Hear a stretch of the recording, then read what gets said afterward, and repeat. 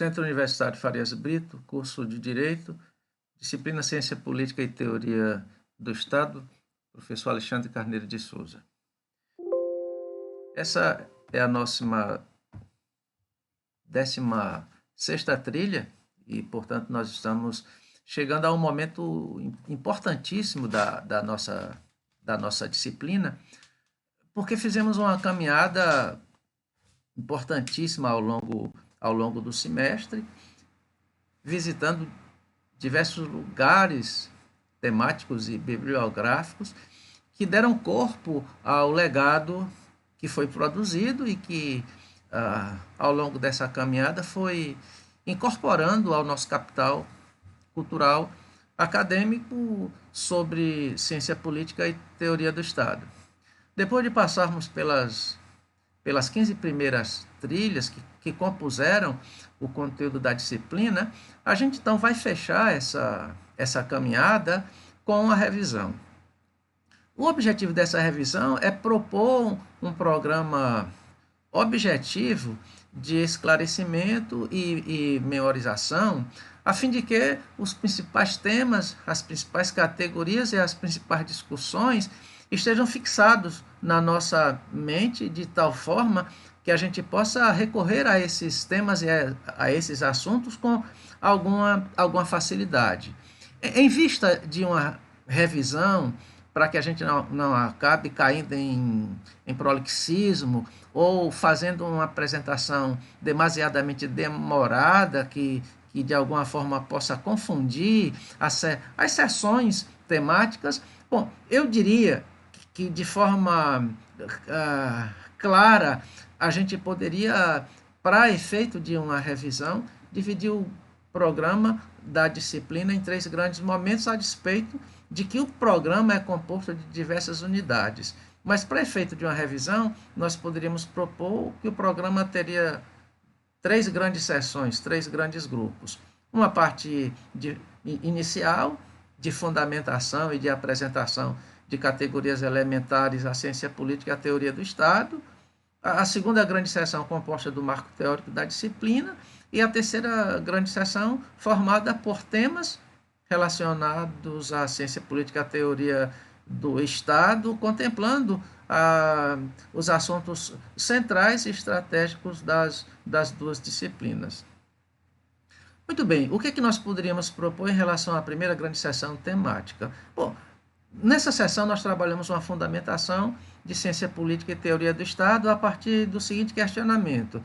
Todas as vezes que nós evocamos as categorias ciência política e teoria do Estado, nós recorremos a que natureza de fenômenos. Foi a partir daí que nós iniciamos a nossa discussão, a nossa caminhada. A partir dessas proposituras iniciais, nós chegamos à conclusão que estávamos fazendo uma abordagem dos fenômenos numa perspectiva eminentemente teórica, que todo o nosso esforço, todo o nosso trabalho seria uma tentativa de construir teoricamente os fenômenos, portanto, estávamos trabalhando especificamente em nível de conhecimento. Muito bem, algumas categorias são fundamentais para início de estudo acerca do fenômeno político. Por exemplo, o que é política, o que é ciência e o que é ciência política. Me parecem lugares importantíssimos para que se inicie uma caminhada no campo que nós pretendíamos trabalhar. A partir daí, nós fizemos um apanhado histórico dos percursos que foram feitos tanto pelo fenômeno político como pelo fenômeno da ciência política, coroando alguns momentos estratégicos dessa caminhada. Era importante, portanto, nesse momento, que nós definíssemos o fato político, considerando o quê? Em primeiro lugar, considerando a complexidade de uma ciência voltada para o estudo do fenômeno político.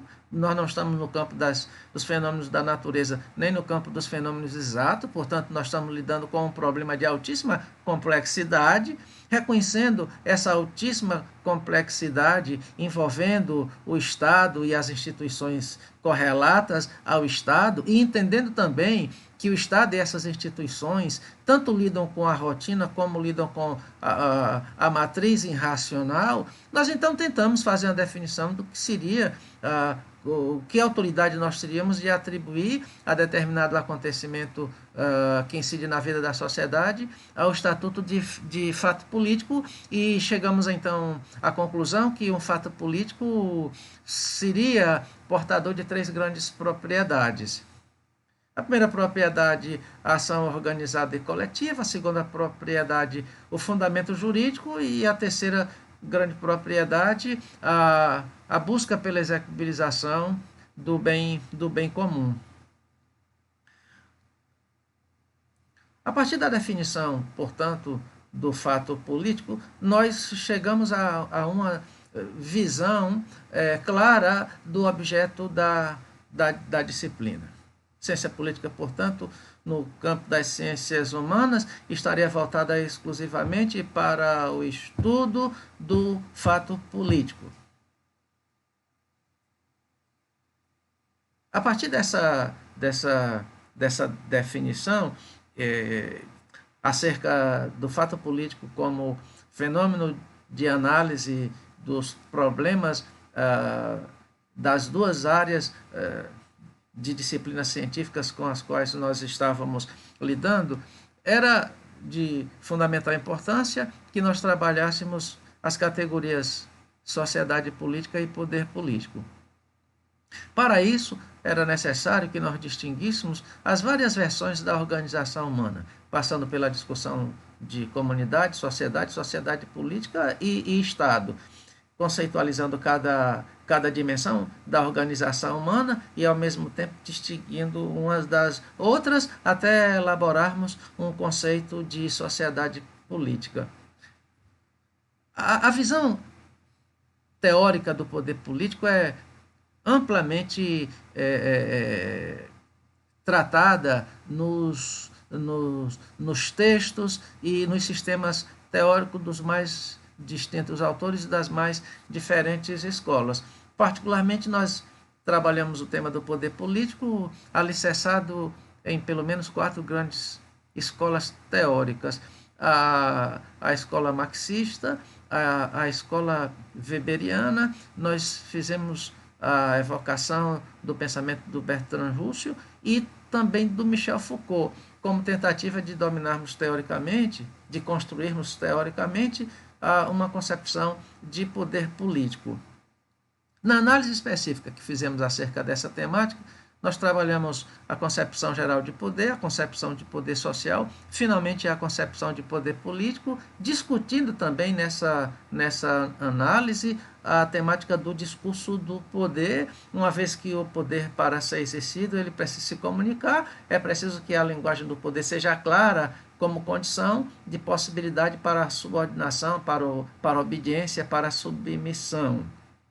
Bom, com isso nós fechamos as temáticas iniciais de discussão da disciplina, considerando por verdade que as discussões que estiveram inseridas dentro desse campo inicial que compunha a primeira unidade, dariam ao grupo o suporte necessário para que nós entrássemos em análise da segunda grande unidade da disciplina, que, na minha opinião, consistia um momento apoteótico das nossas discussões, porque nós estaríamos entrando em contato direto com os autores, estaríamos construindo um diálogo direto com os pensadores, estaríamos examinando e discutindo sistemas teóricos, composições teóricas a partir dos grandes nomes da ciência política. E é com satisfação que eu rememoro, lembro a todos vocês o caminho que foi percorrido, porque é um caminho de excelência.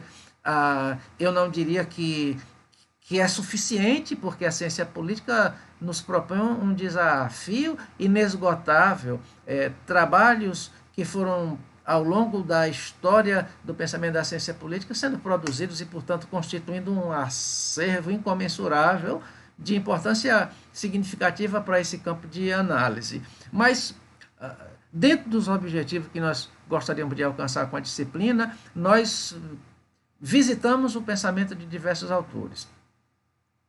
A política da razão em Platão, discutindo a tese do filósofo rei e especificamente voltando os nossos interesses para o lugar da gestão do poder político. A política da comunidade em Aristóteles, fundamentada na tese de que a cidade é do cidadão e que a gestão da cidade e os rumos da política social devem ser prerrogativa das decisões tomadas pelos cidadãos reunidos. Em seguida, nós trabalhamos o pensamento do Maquiavel, discutindo a primazia do Estado, uma análise da obra O Príncipe, propondo dois grandes quadros que compõem a gestão do poder político, o quadro ideal e o quadro real da gestão do poder do Estado. Em seguida, Thomas Hobbes, trabalhando a obra O Leviatã, e dentro desse contexto discutindo o problema da liberdade do indivíduo no âmbito do Estado, passando em revisão o pensamento de um autor preocupado em grande medida com a temática da segurança. A discussão acerca da política como impotência humana, a partir do pensamento do John Locke, foi um momento marcante para as nossas discussões, sobretudo considerando um contrapé, uma contraposição àquilo que já havíamos discutido, passando pelo Maquiavel e por Hobbes, autores que põem todas as suas fichas no Estado e entendem a política do Estado como a salvação e a conquista da preservação da organização social. Isso a gente pôde aprender nos pensamentos do Maquiavel e do Hobbes. No entanto, a discussão do pensamento lockeano nos leva a pensar a política como impotência humana. John Locke está, em alguma medida, ou razoavelmente convencido que a instituição do Estado, como busca de solução para os problemas experimentados pela sociedade humana no Estado de direito de natureza, poderia ter um outro direcionamento. Um aprendizado ético poderia ter levado os indivíduos a grandes conquistas no campo da organização, no campo da segurança da propriedade privada, sem a necessária instituição de um poder compulsório que obrigue moralmente os indivíduos a praticarem um bem. Essa discussão foi muito interessante. Nós passamos pelas análises do estado de natureza, do poder pátrio, dos pilares de instituição da sociedade política, finalmente chegando ao tema da degeneração do governo político. As discussões sobre o Montesquieu foram fundamentais. E, indiscutivelmente, se espera, quando se trabalha o Montesquieu, uma análise do tema que o tornou reconhecido internacionalmente, que celebrizou as suas ideias. Nós estamos falando da divisão do poder do Estado, uma discussão super interessante a partir do espírito das leis, e uma discussão sobre tipologias de governo a partir também do espírito das leis, sobretudo destacando os temas da natureza de governo e do princípio pelo qual os governos agem, fazendo uma discussão sobre república aristocrática, república democrática, monarquia e despotismo. Dois autores também devem ser mencionados que constituíram o marco teórico da disciplina. Eu quero mencionar o nome do Karl Mannheim, e nesse autor nós trabalhamos os negócios de rotina e a matriz racional do Estado, e finalmente a discussão sobre esfera pública no pensamento da Hannah Arendt, e usando como base a obra A Condição Humana. Em Hannah Arendt nós percebemos que a esfera pública se institui como possibilidade de salvação da memória coletiva. E a salvação da memória coletiva é um elemento fundamental para a preservação de legados, para a preservação de conquistas e para o aprendizado com as experiências negativas ao longo da história. a ausência da esfera pública condenaria as sociedades humanas a começarem tudo de novo todas as vezes que uma criança nascesse. Portanto, a preservação da esfera pública, a sua instituição e a sua organização são fundamentais para assegurar não apenas a presença humana no planeta, mas, acima de tudo, dar continuidade a um processo de conquistas que deve estar aberta a todos os indivíduos que constituem a sociedade. Na autora, dois grandes temas são fundamentais: como a esfera pública se estrutura e como ela pode se desestruturar. A morte da política e o comprometimento da pluralidade social são temáticas que interessam bastante a essa autora, e dentro desse campo se trabalha com três grandes processos de empobrecimento da política e da esfera pública, que, segundo a autora, seriam a proeminência pessoal, a tirania e a sociedade de massa. Como vocês podem muito bem perceber, nós temos um marco teórico muito consistente. Como nós estamos lidando com a disciplina semestral dentro de um campo de horas, aulas limitados, portanto, nós tivemos que tirar o máximo proveito dessa cronometria, tendo cuidado de não trazer um conteúdo em demasia, mas também de não trazer um conteúdo insuficiente. Ou seja, o cuidado de não ter conteúdo de mais, nem conteúdo de menos. Isso nos fez contemplar uma bibliografia fantástica, isso nos deu tempo suficiente para que nós pudéssemos viajar e visitar diversas áreas do pensamento da ciência política.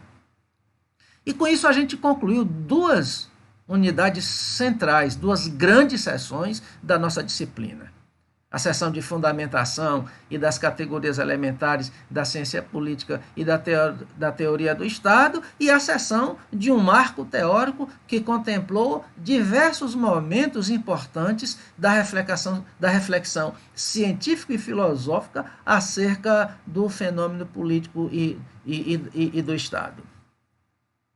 Bom, a nossa terceira grande seção, ela incluiu diversas temáticas, diversos assuntos fundamentais e estratégicos na análise do estado dos problemas e dos problemas políticos. Nós começamos essa viagem, esse empreendimento, passando por uma discussão que no momento eu chamei de linhas institucionais e formais do Estado e governo. Trabalhamos a composição do Estado, trabalhamos a temática do Estatuto de Pessoa atribuída ao Estado, fizemos uma análise de tipos de Estado, tipos de governo e sistemas de governo, passando por uma excelente discussão acerca da temática da soberania política, e também é muito bom lembrar as boas discussões que nós fizemos sobre presidencialismo e parlamentarismo.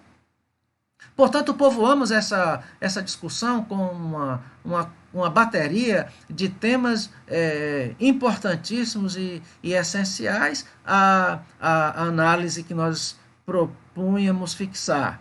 Finalmente, nós trabalhamos a ideologia política, movimentos políticos e manifestações políticas, entendendo que o fundamento da ideologia é central na construção da história humana. Não se pode construir história humana prescindindo o importantíssimo tema das ideologias políticas. Fizemos uma análise que a gente pode considerar bastante equilibrada, porque consideramos as ideologias como uma ontologia social, como inerência da formação dos grupos sociais. Por outro lado, trabalhamos as ideologias dentro dos seus limites e os seus desdobramentos, inclusive aqueles que apresentam afecções danosas à unidade do grupo, ao amadurecimento das instituições sociais. Uma extraordinária discussão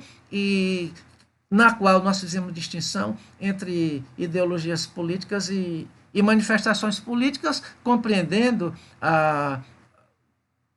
as ideologias políticas como projetos estruturados que requerem organização, liderança, adesão, portanto, um fenômeno institucionalizado e com uma pesada estrutura que representa uma visão de mundo, uma doutrina relacionada a determinados grupos sociais e dentro desse campo fazendo alusão ao tema das manifestações políticas, entendendo uma diferença fundamental entre movimento político e manifestação política, considerando que o movimento político tem esse lado estrutural consistente às manifestações políticas como fenômenos conjunturais.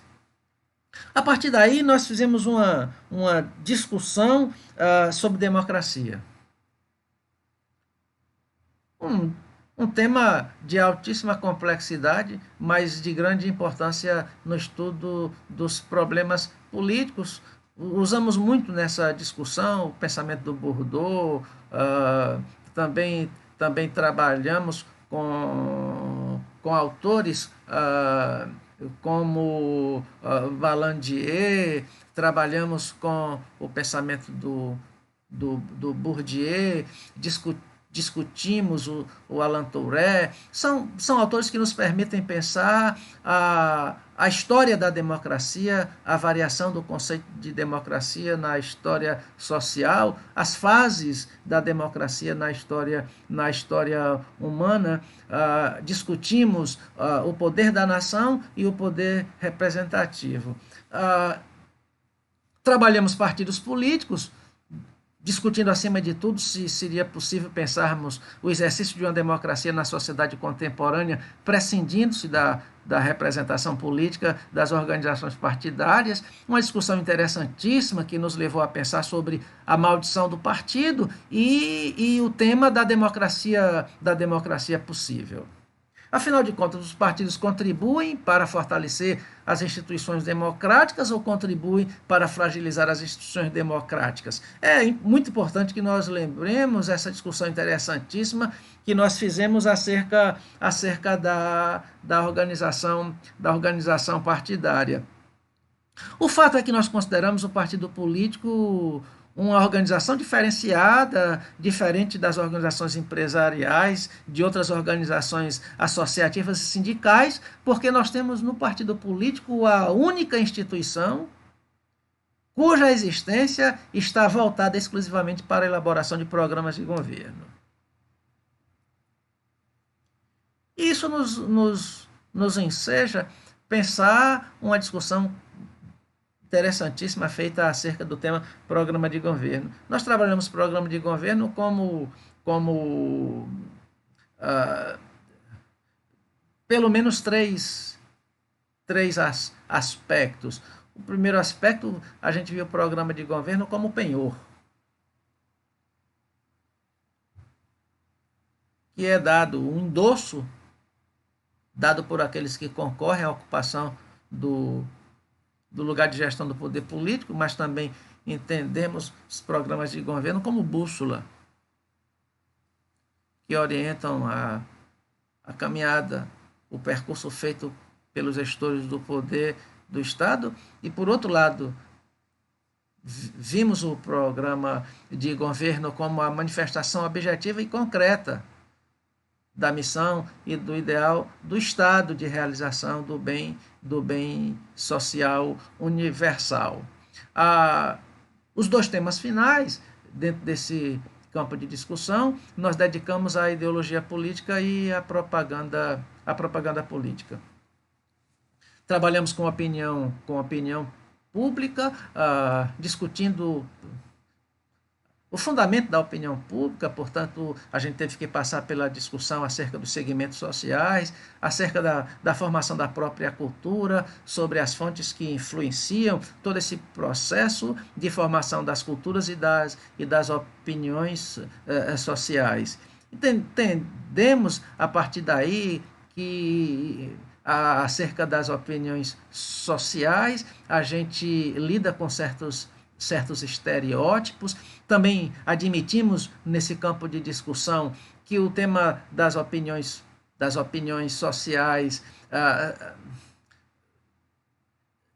trata-se de um tema carregado de imprecisão. Deve-se sempre considerar, quando alguém fala de opinião pública, qual é o público que está se referindo, que tipo de opinião está se atribuindo, e se essa opinião anunciada corresponde de fato à opinião que o grupo tem. Nós temos um tema que passa a ser amplamente discutido e passa por um processo de revisão a partir da Segunda Grande Guerra Mundial, mas trabalhamos a importância da opinião pública de maneira tal que, na contemporaneidade, já a partir da modernidade, não se pode desenvolver programa de governo algum sem considerarmos a importância da opinião, da opinião social, a importância da opinião pública. E chegamos à conclusão que a política moderna e contemporânea tratam com bastante convicção a imprescindibilidade da opinião pública como condição necessária à gestão do poder político do Estado. Mas também apresentamos uma problemática que deve ser considerada, que, se, a despeito da imprescindibilidade da opinião pública, é possível que, através da propaganda política,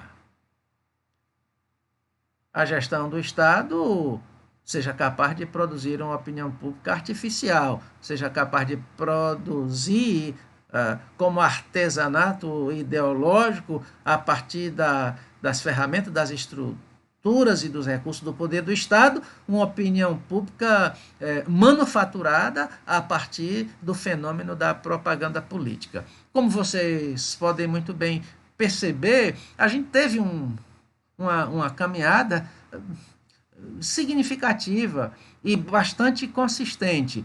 Alguns temas foram tratados dentro de um tempo maior de discussão, outros temas num tempo menor de discussão.